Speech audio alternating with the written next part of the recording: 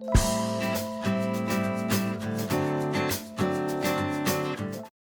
everyone, and welcome to this week's SIA Tech Chat. I am Rihanna Collier, and I'm delighted to be joined today by Rick Sharga, Chief Marketing Officer at 10x. 10x is an online real estate marketplace for residential and commercial real estate, and Rick is one of the country's most quoted resources on real estate trends. So we're very delighted to have Rick joining us today. So thanks for being with us, Rick. I'm delighted to be here.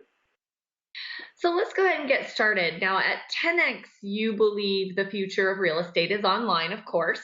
And it makes sense, right? With everything online these days, why not real estate too? But what's the advantage to an online real estate platform? Well, we've already sold over 260,000 properties online, commercial and residential properties, through our legacy business, which is a company called auction.com, and our commercial platform. And what we have found is that what buyers and sellers really appreciate about the online experience, first and foremost, is transparency.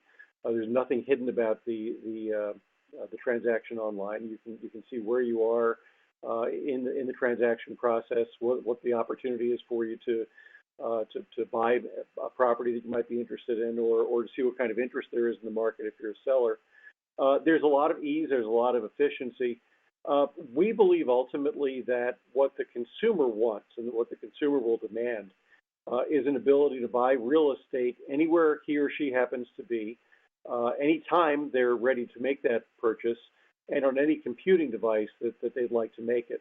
The next generation of home buyers and home sellers, the millennial generation, has grown up buying and selling everything else online. And it's not a big shift at this point for them. It's actually an expectation. So a lot of this is going to be driven by consumer demand. A lot of it's going to be driven by advances in technology, particularly mobile technology. And we're really expecting that within 10 years, it's going to be rare that a transaction, a real estate transaction, doesn't actually take place online. Definitely makes sense. But what about those first-time home buyers who don't really know what they're doing, right? They've never bought a home before. Can they confidently and safely enter into a transaction online? I mean, I guess maybe with that generation, the confidence is already there with the digital world. But can you talk a little bit about that? Yeah, there are two things I probably want to talk about when it comes to that.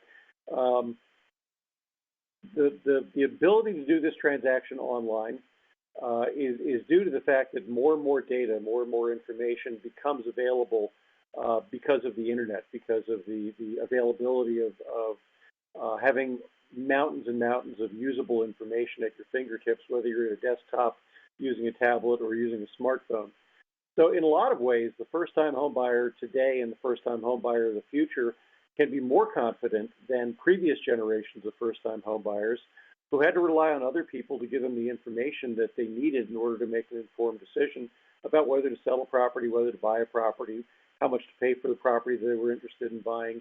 So a lot of that information is becoming more and more available, and platforms like ours really are going to focus on making that information not just available, but more useful and more contextual as you're going about getting ready to make a purchase. Interestingly, though, our research tells us that the age group most likely to want to work with a realtor in the process is the millennials. And it gets to your question, Rihanna, because in a lot of cases, these are folks who have not participated in a home sale before. They have no idea what they're getting into. They have no idea what they don't know. And so they want that hand-holding. They want that human interface and that personal touch. And so I think it's important for me to mention at this point, too, that our model is not a disintermediation model. We don't believe that in order for online platforms like 10x to succeed, that realtors have to fail. And in fact, in our test markets this year, we're launching in Miami and Phoenix. We're actively reaching out to agents to be part of this process because our experience over the years has been working with a local market real estate professional has almost always ended up giving the best results to both the buyer and the seller.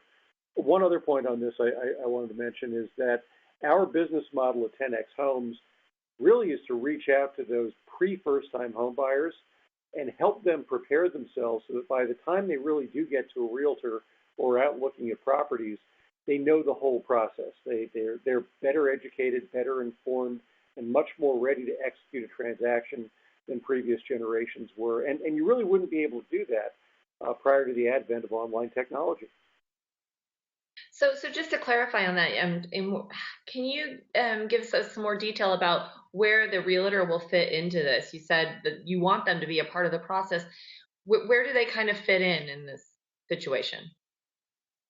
Well, we want to match realtors and buyers who are compatible with each other. It's sort of, I mean, I guess you could look at it as Match.com for realtors and home buyers. But we're working with realtors today to bring their listings onto the 10X platform. We help them market the properties. We help them find buyers that are interested. We let them take offers online, negotiate offers online, and ultimately we'll complete that whole transaction process through the various steps that happen from taking an offer to getting through closing, and then even doing the closing and contract paperwork all online. There are other services out there that do things like notary services online, which historically has been a service you can only get with somebody's physical presence. So all the technology is moving that way, but we believe the realtor has a very important role as kind of a counselor, as somebody who can help particularly inexperienced home buyers and sellers understand what they're getting into and getting through that process.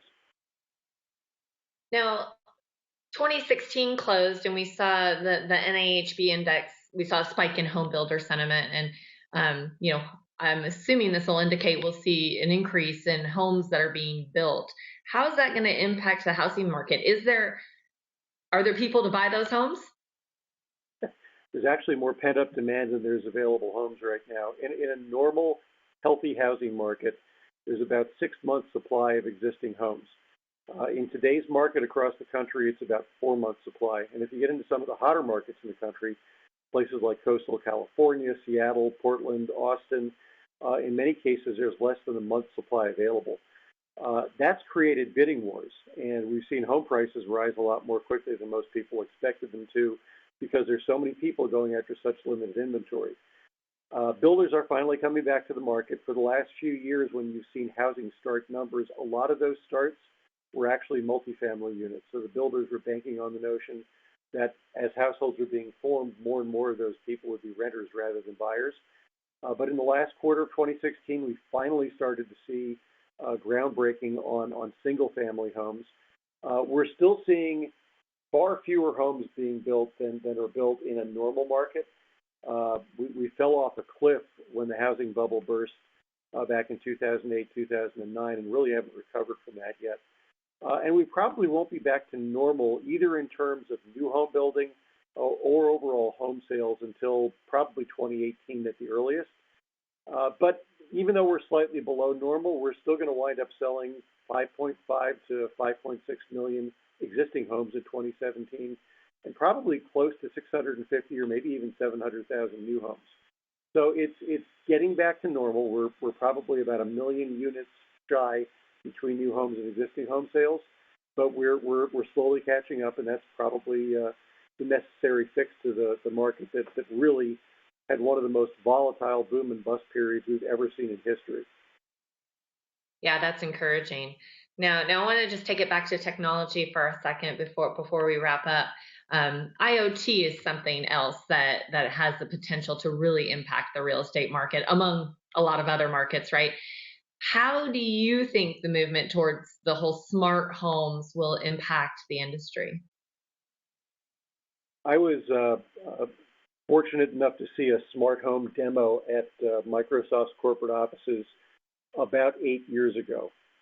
And we've been waiting for the advent of the smart home pretty much ever since then.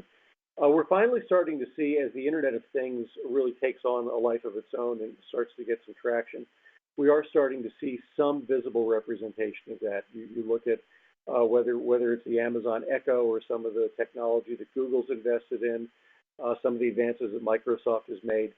We're clearly getting closer and closer to that smart home that we've been looking toward for decades.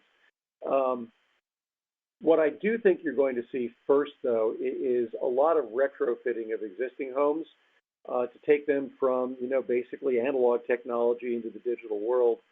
and make those existing homes smarter. The jury is still out on how much a consumer will pay extra for a smart home, for an Internet of Things enabled home as we move forward compared to a more traditional property. We've gone through a little bit of this with solar technology over the last decade. And what we haven't seen is a huge increase in the value of a new home or the resale value of an existing home because it was solar enabled. So the jury's still out in terms of what we might expect to see in terms of home values, in terms of the amount of technology that some of the builders put into homes. I suspect we'll see that in technology hotbeds first, and then working its way through the rest of the country.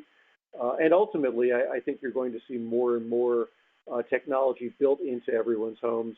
But it will take time. It's probably a multi-generational thing until we see the majority of homes actually being smart homes.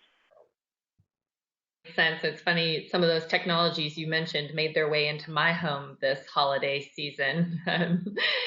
Rick, thank you so much for your time and insights today. For more information on 10X, please visit their website and stay tuned for next week's Tech Chat.